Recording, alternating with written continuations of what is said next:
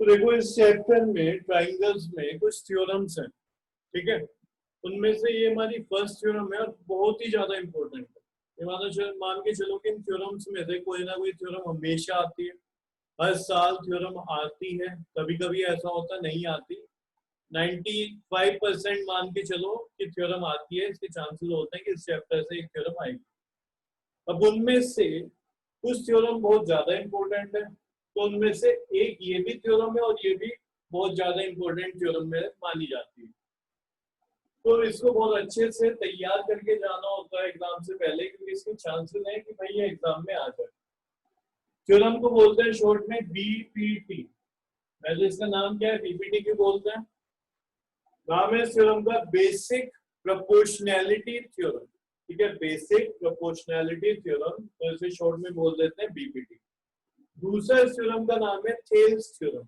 क्या है? Thales, THALES, Thales theorem. Clear?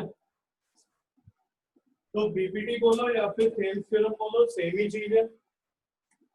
BPT मतलब बेसिक प्रोपोर्शनैलिटी थ्योरम। थ्योरम क्या बोलती है, इसका स्टेटमेंट क्या है? If a line drawn parallel to one side of a triangle, एक लाइन बना रहे हम और लाइन कैसी है? पैरेलल है। किसके पैरेलल है? ट्रायंगल की किसी एक साइड के पैरेलल है, ठीक है। If a line drawn parallel to one side of a triangle, ठीक है। तो एक काम करते हैं, हमने एक यहाँ पे ट्रायंगल मान लेते हैं, तो ये हमने एक ट्रायंगल ले लिया, इसका नाम लिख देते हैं ABC। तो देखो यहाँ पे ट्रायंगल में किसी भी एक साइड के पैरेलल लाइन बनानी है हमें, ठीक है। तो ये जैसे साइड है AC, तो इसके पैरेलल लाइन यहाँ से जा रही होगी, यानी कि AC के पैरेलल। ये BC है तो BC के पैरेलल ऐसे होगी, AB है तो AB के पैरेलल इस तरीके से। तो तुम कहीं से ही बना सकते हो, हम BC के पैरेलल ले रहे हैं, ठीक है। मैंने क्या करा, एक लाइन बना दी है इस तरीके से और इसका नाम दे दिया DE। सही है, तो यहाँ तक हमने काम कर दिया है। ये गिवन में माना जाएगा क्योंकि स्टेटमेंट में ऐसा दिया हुआ है, तो ये सब क्या हो गया? गिवन हो गया माना। क्या? इफ अ लाइन, अगर line drawn parallel to one side of a triangle, किसी ट्रायंगल की एक साइड के पैरेलल ड्रॉ करी जा रही है to intersect the other two side, और ऐसे कि दो साइड को इंटरसेक्ट करे, ये नहीं कि ये बना दी हुई, ठीक है। इसको बड़ा बनाना है, इंटरसेक्ट करते हुए भी दिखाना है। तो वो कैसे करती है? लाइन इंटरसेक्ट करती है बाकी दो साइड को। सिंपल सी चीज है, अगर इसके पैरेलल है तो बाकी दो साइड को अगर मैं लाइन दिखाता हूँ तो दो साइड को क्या करेगी? इंटरसेक्ट इन डिस्टिंक्ट पॉइंट, ठीक है। जैसे कि डी पॉइंट हो गया, एक ई पॉइंट हो गया, ठीक है। तो ये ऐसे कोई फिक्स नहीं है कि इसके मिड पॉइंट पे करें कि सर कहाँ से बनाए ये पैरेलल, या नीचे बना सकते हैं या ऊपर बना रहे, कहीं पे ही बनाओ, पैरेलल होनी चाहिए बस एक साइड के, और बाकी दो साइड को इंटरसेक्ट करेगी डिस्टिंक्ट पॉइंट पे, अलग अलग पॉइंट पे। देन दी टू साइड, अब बात हो रही है देखो, देन दी टू साइड, उन दो साइड की, तो दो साइड को ने AB और AC, then the two sides are divided in the same ratio. DE ने क्या करा? इन दो साइड को डिवाइड करा, ठीक है। और जो डिवाइड किया है तो ऐसे डिवाइड करा है कि उनका जो रेशियो है वो क्या है? सेम। उनका जो रेशियो है वो क्या है? सेम हो है यहाँ पे, ठीक है। तो यहाँ पे हम क्या प्रूफ करेंगे? देखो ध्यान से देखना, हम यहाँ पे ये प्रूफ करेंगे कि ये वाली जो साइड है ये डिवाइड हो गई किसमें? AD और DB में। इसमें डिवाइड हो गई AD और DB में। और ये वाली जो साइड है AC, ये डिवाइड हो गई इस लाइन की वजह से AE और EC। ऐसे लिख सकते हैं हम, ठीक है। कौन कौन सी साइड हमने यहाँ पे ले ली है? एक साइड है हमारी AB, दूसरी साइड है AC। तो DE जो कि पैरेलल है BC के, उसने AB और AC को डिवाइड कर दिया है, ठीक है। AB को कैसे डिवाइड करा उसने? एक पार्ट हो गया AD और दूसरा पार्ट DB, ठीक है। अगला पार्ट उधर AC में दो पार्ट हो गए AE और EC। क्या ये पार्ट इक्वल होंगे? ऐसा कुछ नहीं है, ये यहाँ से भी इसको डिवाइड कर सकती थी। तो ये मत समझना कि ये हमेशा बीच में से जाएगी, मिड पॉइंट है, कहीं से ही बना सकते हो। तो हमें प्रूफ क्या करना है कि दो साइड डिवाइड हो रही है सेम रेशियो में। मतलब देखो यहाँ पे हम गिवन लिखेंगे अभी, यहाँ पे हम लिखेंगे टू प्रूफ। तो पहले टू प्रूफ लिख देता हूँ, यानी हमें प्रूफ क्या करना है, हमें प्रूफ करना है AD upon DB is equals to AE upon EC, AE upon EC, यानी कि उसने अदर टू साइड्स को डिवाइड करा है सेम रेशो में। यानी जो इसका रेशो होगा AD अपॉन DB का जो रेशो होगा एक साइड की को जो डिवाइड करा है उसका रेशो क्या होगा AD अपॉन DB, तो दूसरी साइड का रेशो भी सेम ही होगा।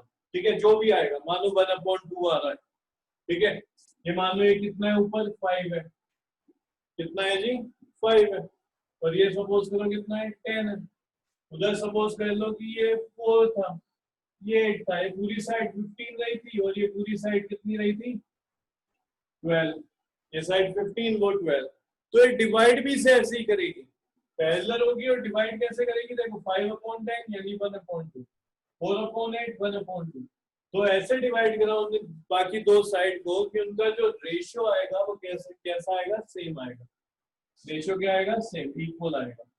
तो ये हमारी थ्योरम है बीपीटी, इसको प्रूव करना, ये दिखाना है कि क्या ये बात सही है, कैसे ही होगा। तो गिवन में क्या है हमारे पास, अ ट्राइंगल एबीसी, तो मिड पॉइंट थ्योरम से हो सकता है क्या? नहीं नहीं, मिड पॉइंट थ्योरम नहीं है, मैं तुम्हें इसलिए बोल रहा हूँ कि ये मिड से नहीं जा रही है, ये कहीं से भी जा सकती है, बस कंडीशन होनी चाहिए कि किसी एक साइड के पैरेलल। मैं इसको ऐसे नहीं बना सकता था कि ये साइड है और ये ऐसे कट कर रही है, ये किसी के भी पैरेलल नहीं है, ठीक है, ट्राइंगल की किसी साइड के पैरेलल नहीं है, बस यहाँ पे बीपीटी में क्या होता है, एक लाइन होती है जो ट्राइंगल की किसी एक साइड के पैरेलल होती है।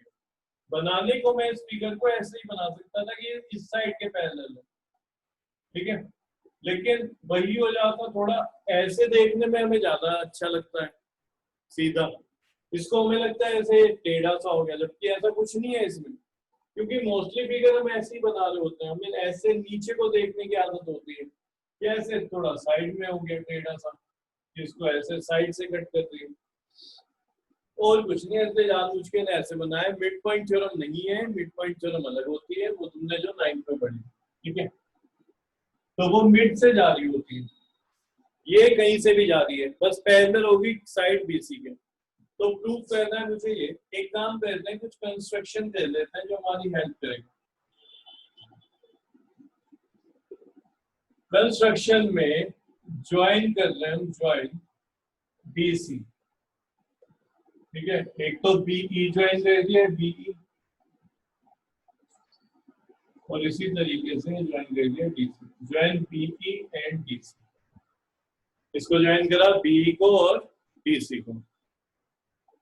ई से मैंने एक परपेंडिकुलर डाल दिया एडी पे, ये बात समझो, क्या किया, परपेंडिकुलर डाला है, परपेंडिकुलर क्या होता है 90 डिग्री, समझ आ गया, क्या किया हमने, ई से परपेंडिकुलर डाला एडी पे, तो यहाँ पे कुछ नाम लगता है, इसको मान लिया पी है, क्या हो गया पी, तो यहाँ पे मैं लिख रहा हूँ E P perpendicular AD, EP perpendicular है एडी पे, या बोल सकते हो एबी, कोई दिक्कत नहीं, तुम एबी भी बोल सकते हो, भाई यही तो साइड है एडी, एडी को देखो तो ओरिजिनल साइड क्या है एबी, तो तुम ईपी परपेंडिकुलर एडी बोलो या ईपी परपेंडिकुलर एबी बोलो, चलो तुम एबी लिख लो थोड़ी, एंड और क्या करना है काम, इसी तरीके से डी से परपेंडिकुलर डाल दो एसी पे, इसको ले लेते हैं क्यू, तो डी क्यू परपेंडिकुलर डाल दिया हमने एसी, ठीक है, तो बस ये काम हमें करना था, यहाँ पे इतना कर चुके। अब ये क्या हो गया 90 हो गया, अब क्या करें, अब ध्यान देना, प्रूफ करते हैं इसका कैसे होगा। एक बार एक ट्राइंगल लो, ये वाला ऊपर वाला एडी, एक ट्राइंगल लो एडीई, और दूसरा ट्राइंगल लो डीईबी, ये वाला, ठीक है, और इनका एरिया निकालो। अब देखो समझना इस चीज को, एरिया क्या होता है, ट्राइंगल के अगर अंदर हमें एल्टीट्यूड मिल जाए इस तरीके से, दो तरीके से ट्राइंगल हो सकता है, ठीक है, एक्यूट एंगल ट्राइंगल होगा तो एल्टीट्यूड हमें उसका अंदर मिल जाता है, जैसे कि मान लो ये ट्राइंगल है X Y X Y Z ये पी। तो इसका अगर मुझे एरिया निकालना है तो तुम क्या कहोगे, एरिया कैसे निकलेगा? हाफ बेस, बेस वो होता है जिसपे एल्टीट्यूड पड़ा होता है, जिसपे परपेंडिकुलर होता है, तो बेस क्या हो गया यहाँ पे? By Z. क्या हो गया? By Z. तो बाई जेड की मल्टीप्लाई करा दोगे इनटू हाइट या फिर इनटू एल्टीट्यूड। तो एल्टीट्यूड क्या है यहाँ पे? X P. क्या हो जाएगा? X P. ठीक है, तो ये एरिया निकलता है। अगर मैं बात करूं कि ट्राइंगल अगर ऐसा ना हो के ऐसा हो जिसमें एंगल क्या ऑब्ट्यूज, ये एंगल देखो 90 से बड़ा है, यहाँ पे होता है ऐसे, ये बेस हो गया इसका, ये क्या हो गया? बेस। बेस पे अगर ये ऐसे बनाता मैं 90 था तो इधर चला गया, 90 से ज्यादा है, तो ये ट्राइंगल है ऑब्ट्यूज एंगल ट्राइंगल। तो ऑब्ट्यूज में क्या होता है? यहाँ पे एल्टीट्यूड बाहर डलता है, ये तो एल्टीट्यूड का होता है ट्राइंगल के बाहर। क्लियर है? ट्राइंगल का बेस क्या है फिर? एल्टीट्यूड तो हमेशा बेस पे पड़ता है, तो बेस फिर ये है, बेस पे तो पड़ा नहीं। हम कहेंगे बेस को एक्सटेंड कर दो ना जरा, तो बेस के एक्सटेंड करने पे तो बेस पे आ ही गया ना, तो हम कहेंगे बेस क्या लिया जाएगा? तो बेस ये लिया जाएगा सर, ये मत मानना। तो देखो हुआ क्या है, क्योंकि ट्राइंगल में ही होता है बेस। अगर मैं बोल रहा हूँ कि भाई यहाँ पे अगर मैं तुमसे पूछ रहा था बेस क्या है, तो तुमने बताया ये बेस है, यानी कि बेस ट्राइंगल के बाहर नहीं हो सकता कभी भी। तो बेस क्या होगा? बेस तो यही है। एल्टीट्यूड, एल्टीट्यूड बाहर हो सकता है, तो बेस कैसे पहचाने? एल्टीट्यूड हमेशा बेस पे होता है, तो जहां पे भी जिस भी एक्सटेंडेड साइड पे एल्टीट्यूड पड़ा हो वही साइड फिर बेस हो जाएगी। इसको मैंने एक्सटेंड करा है ना इधर, तो मैं कह रहा हूँ एक्सटेंडेड साइड पे, जिस एक्सटेंडेड साइड पे एल्टीट्यूड बनेगा वही साइड बेस हो जाएगी। वही साइड क्या होगा? तो यहाँ तक तुम्हें आगे समझ, बोलो जल्दी से। Yes sir. Yes sir. ठीक है, अब एक काम करते हैं, इससे पहले मैं दो ट्राइंगल ले रहा हूँ, ध्यान देना। ट्राइंगल DEB एंड ट्राइंगल, देखो DB एक तो लिया हुआ है, DEB, ठीक है, इस तरीके से लाइन है, यहाँ पे BC है, तो मैंने ये ट्राइंगल ले लिया DE, ये वाला DEB, समझ लो, दिखा है यहाँ पे फिगर में ये DB। इसी तरीके से एक ट्राइंगल में ये मान रहा हूँ, तो ये क्या हो जाएगा? एक तो DEB हो गया, एक मान लिया मैंने EDC एंड ट्राइंगल EDC।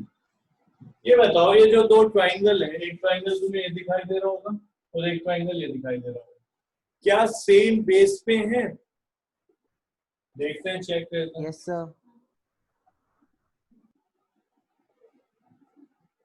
ये वाला ट्राइंगल है, देखो इसका ये बेस है,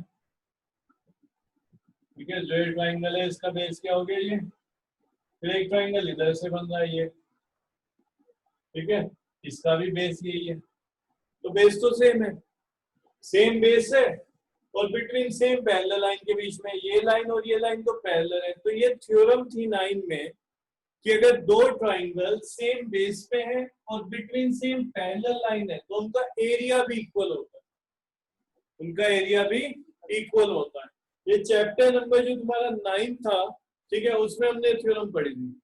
तो ट्राइंगल DEB देखो तुम और triangle EDC are on same base, are on same base, क्या हो जाएगा? बेस BE एंड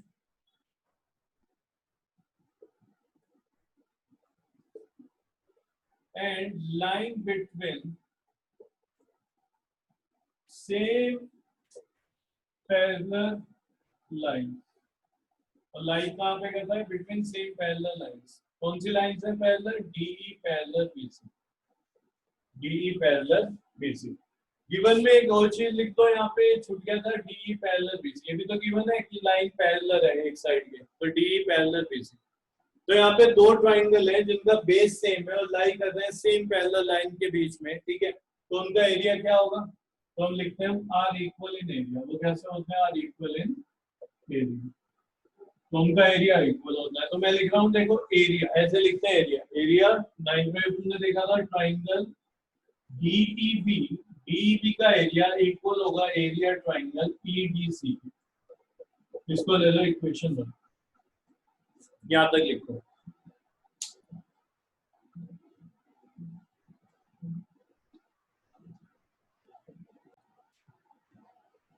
तो यहाँ पे हमने क्या बोला भाई, डीईबी इक्वल हो गया इसके, ठीक है, ट्राइंगल ईडीसी के। क्लियर हो गया? अब थोड़ा स्पेस मुझे चाहिए तो मैं ये थ्योरम हटा देता हूँ।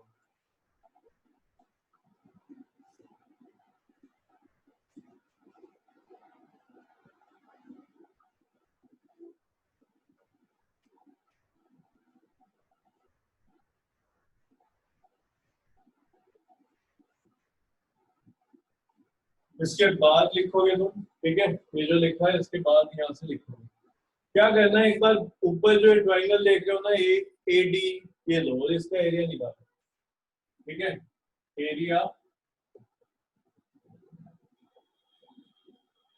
ट्राइंगल ए डी ई, ठीक है, एरिया ले लिया ट्राइंगल हमने ए डी का, और इसका रेशियो निकालना है ट्राइंगल ये नीचे वाला, ठीक है, जिसका नाम हम बोल रहे हैं डीईबी, ट्राइंगल डीईबी, ठीक है, वही जो यहाँ पे हमने इक्वल किया था। तो एक तो ऊपर वाला एरिया हो गया और एक ये नीचे वाला एरिया क्या नाम से ट्राइंगल, ठीक है, इन ट्राइंगल का एरिया निकालना। तो एरिया होता है हाफ बेस इनटू हाइट, या बोलो एल्टीट्यूड। तो एडीई में यहाँ पे भी हाफ, यहाँ पे भी हाफ लिखो। अच्छा, अब एडीई का बेस बताओ, एडीई का, तो जरा ध्यान दो इधर, ये ट्राइंगल यहाँ पे बन रहा है एडीई, तो यहाँ पे एल्टीट्यूड का है ट्राइंगल में, तो तुम कहोगे देखो ये रहा है एल्टीट्यूड, तो फिर तो बेस भी एडी हो गया, बेस क्या हो गया एडी, और एल्टीट्यूड क्या हो गया ईपी। तो एरिया होता है हाफ बेस, बेस मतलब एडी, एल्टीट्यूड क्या हो गया ईपी, जिसमें एल्टीट्यूड पड़ता है वही बेस होता है। तो यहाँ पे लिखोगे ईपी। अब इस ट्राइंगल की बात करें डीईपी, तो डीईपी कुछ इस तरीके से है, ये, ठीक है, डीईबी कुछ इस तरीके से। ये जो ट्राइंगल है ये ओब्ट्यूस एंगल ट्राइंगल है। कैसे? ये बेस मानो इसको, इस बेस को ऐसे ऐसे करोगे तो ये वाली साइड ऐसे उठने लगेगी, ये ट्राइंगल तुम्हारा कुछ ऐसे दिखेगा। ये भी टेढ़ा है ना इधर से, अगर मैं कह रहा हूँ इसको ऐसे लो स्ट्रेट में, तो ये बन जाएगा तुम्हारा, ठीक है। ये डी बी ई ट्राइंगल की बात कर रहा हूँ, ठीक है कैसे फिगर में हमें ऐसे दिखाई दे रहा है अभी, डी ई बी। मैं क्या कह रहा हूँ, डी बी को ऐसे सीधा करो तो ई वहां पहुंच जाएगा। तो ये क्या क्या बन गया ऑब्ट्यूज, तो ऑब्ट्यूज में 90 डिग्री यहाँ ऐसे बनेगा एल्टीट्यूड, एल्टीट्यूड बाहर होता है, और इसकी बेस वो होगा जिसको साइड को एक्सटेंड करने पे एल्टीट्यूड बन रहा होगा, यानी बेस तो डी बी होगा, ठीक है, एल्टीट्यूड क्या होगा यहाँ से ई से पी, ये क्या हो गया एल्टीट्यूड ईपी। तो इस वाले ट्राइंगल के लिए एल्टीट्यूड तो ईपी है, इस ट्राइंगल के लिए जो यहाँ पे बना हुआ है, और बेस क्या है डीबी, बेस क्या है डीबी, जल्दी से बताओ ये समझ आएगा नहीं। तो बेस हो गया डीबी और एल्टीट्यूड है ईपी।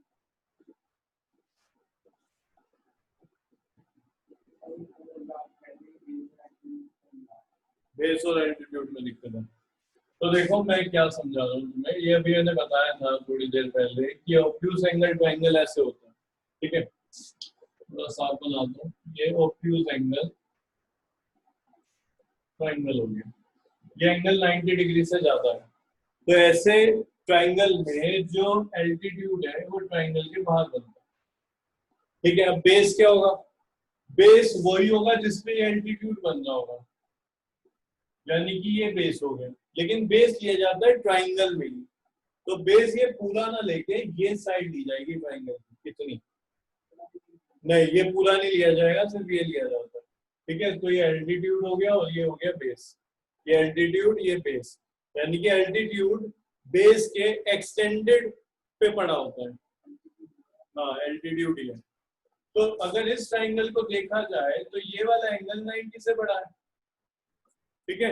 ये ट्राइंगल कौन सा है, ये वाला डीईबी, तो डीईबी को जब मैंने ऐसे करा, इस बेस को मैंने सीधा करने की कोशिश करी ऐसे, तो ई उधर बढ़ जाएगा।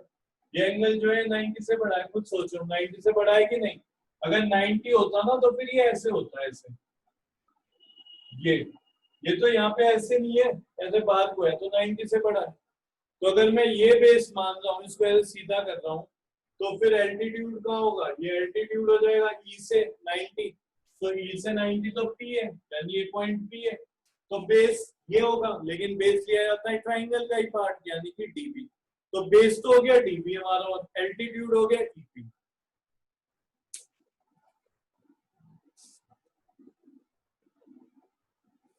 तो यहाँ पे हमने लिख दिया। अब देखो आगे लिख रहा हूं मैं, area of triangle ADE upon area of triangle DEB half. देखो यहाँ से 1/2 से 1/2 कैंसिल हो जाएगा, EP से EP कैंसिल हो जाएगा, ठीक है। तो क्या बचा सिर्फ हमारे पास AD upon DB, AD upon DB, इसको ले लो second equation, AD upon DB। अब ध्यान देना, यही काम हम आगे वाले, यही काम हम दोबारा करेंगे। कैसे? एक बार तो मैंने लिया ये ऊपर वाला ट्राइंगल ADE, और उसके साथ ये नीचे वाला ट्राइंगल, जो लेफ्ट में नीचे वाला ट्राइंगल। एक बार क्या करो, दोबारा से ऊपर वाला ट्राइंगल लो और दूसरा ट्राइंगल लेना ये नीचे राइट वाला, इनका रेशियो निकालना है एरिया का। तो एरिया ऑफ ट्राइंगल AD, दोबारा से ADE ले रहे हैं, और यहाँ पे क्या लेंगे, एरिया ऑफ ट्राइंगल EDC, ठीक है, ये वाला EDC और ये ADE। तो ADE क्या होगा, हाफ। बेस क्या है ADE का, जिसपे परपेंडिकुलर पड़ा हो। तो इस बार EP मत लो, इस बार लोगे तुम DQ। क्यों लोगे DQ? क्योंकि यहाँ पे हम क्या चाह रहे हैं कि ये और ये एल्टीट्यूड सेम चले। जो ट्राइंगल ऊपर लिया, जो ट्राइंगल नीचे लिया, उसका एल्टीट्यूड सेम रहे। तो यहाँ पे ADE में 2 एल्टीट्यूड है मेरे पास, मैं कोई भी 2 में से एक ले सकता हूँ, लेकिन अब समझ आ गया कौन सा लेंगे। वो लेंगे जिसमें दूसरे ट्राइंगल में भी एल्टीट्यूड सेम आ रहा हो। तो अब ट्राइंगल मेरा ये है, ट्राइंगल मेरा ये वाला है EDC। तो EDC में एल्टीट्यूड होगा DQ। क्या होगा एल्टीट्यूड? DQ। जैसे कि DEB में एल्टीट्यूड था EP, ऐसे ही DEC में एल्टीट्यूड होगा DQ। तो इसका भी एल्टीट्यूड, इस वाले ट्राइंगल का भी एल्टीट्यूड इस बार EP ना लेके हम DQ लेंगे। क्या लेंगे? DQ। तो बेस क्या हो जाएगा? बेस हो जाएगा AE, जिसपे एल्टीट्यूड पड़ता है वो ही बेस AE। ये हो गया जी DQ हाफ। बेस क्या होगा इसका? बेस होगा EC। बेस क्या होगा? EC, और एल्टीट्यूड क्या होगा? DQ। फिर area triangle ADE upon area triangle EDC। Half से हाफ कैंसिल हो गया, DQ से DQ कैंसिल हो जाएगा, क्या बचेगा यहाँ पे? AE upon EC। Equation number 2। Equation number 2। जरा ध्यान दो, सेकंड में ऊपर क्या लिखा हुआ है? AD, नीचे क्या लिखा हुआ है? DEB, इधर क्या लिखा हुआ है? एरिया ऑफ ट्राइंगल AD, यानी ऊपर वाला तो सेम लिखा हुआ है। अगर ये नीचे वाली चीज भी सेम बन जाए तो ये 2 और 3 भी आपस में क्या हो जाएंगे? इक्वल हो जाएंगी राइट साइड। मैं कह रहा हूं अगर ये सेकंड में और थर्ड में ये वाली साइड इक्वल हो जाए तो फिर ये वाली साइड भी तो इक्वल हो जाएंगी आपस में, ठीक है। मैं क्या बोल रहा हूँ कि अगर A is equal to B है और C is equal to D है, तो अगर ये इक्वल हो जाए A is equal to C, तो फिर ये भी इक्वल है, B is equal to D, ये वाली साइड आपस में इक्वल हो जाएगी। अब यहाँ पे ध्यान दो, ट्राइंगल क्या लिखा हुआ है? AD उसका एरिया, और यहाँ पे ट्राइंगल AD, यानी ऊपर तो ठीक लिखा हुआ है दोनों में, नीचे डिफरेंट है। ट्राइंगल एरिया ट्राइंगल DEB और इधर एरिया ट्राइंगल EDC। यहाँ देखना DEB किसके इक्वल है? EDC के। तो लास्ट में जो EDC है उसकी जगह लिख सकता हूँ मैं DEB, लिख सकता हूँ। तो अगर DEB यहाँ पे लिख दिया मैंने तो ये भी सेम हो जाएगा, तो ये वाली साइड क्या हो जाएगी? सेकंड थर्ड में इक्वल हो जाएगी, ठीक है। क्या हो जाएगी? इक्वल। तो यहाँ पे मैं क्या लिख रहा हूँ? देखो, area triangle ADE upon area triangle DEB is equals to AE upon EC। ये चीज लिखी, इसको ले लो 4। क्यों यहाँ पे हमने क्या लिखा? हम लिख रहे हैं बिकॉज, क्योंकि एरिया ऑफ ट्राइंगल DEB, जो DEB है एरिया, वो एरिया इक्वल है किसके? Triangle EDC। तो EDC की जगह मैंने बस ये लिख दिया, यानी इस और इस पॉइंट में चेंज क्या है, इसके प्लेस में मैंने ये लिख दिया, सिर्फ इतना चेंज है। अगर देखा जाए तो हुआ क्या, सेकंड इक्वेशन और फोर्थ इक्वेशन में एक साइड सेम बन गई। ऊपर भी क्या लिखा है? एरिया AD, इधर भी क्या लिखा हुआ है? Area AD। इधर फिर लिखा हुआ है DEB एरिया, DEB एरिया। तो अगर इक्वेशन 2 और 4 का हम इक्वेट करेंगे, ठीक है, यहाँ पे लिख रहे हैं from equation 2 and 4 we get equation 2 और 4 को यूज किया हमने, तो देखो क्या बन जाएगा, AD upon DB is equals to AE upon EC। AD upon DB is equals to AE upon EC। ठीक है, यही प्रूफ करना था। देखो उन्होंने क्या कहा था, अगर कोई ट्राइंगल है उसमें एक लाइन पैरेलल, किसी साइड के पैरेलल एक लाइन हो, उसको इंटरसेक्ट कर जाए उसकी बाकी दो साइड को डिस्टिंक्ट पॉइंट में, तो वो साइड जो बाकी दो साइड है वो सेम रेशियो में डिवाइड होती है। मतलब AD upon DB is equals to AE upon EC। यही तो हुआ है, देखो AD upon DB is equals to AE upon EC। तो प्रूव हो गया, यही BPT है। ये क्या होगा? BPT, जिसे हम क्या भी बोलते हैं, थेल्स थ्योरम। लिख लो इसको।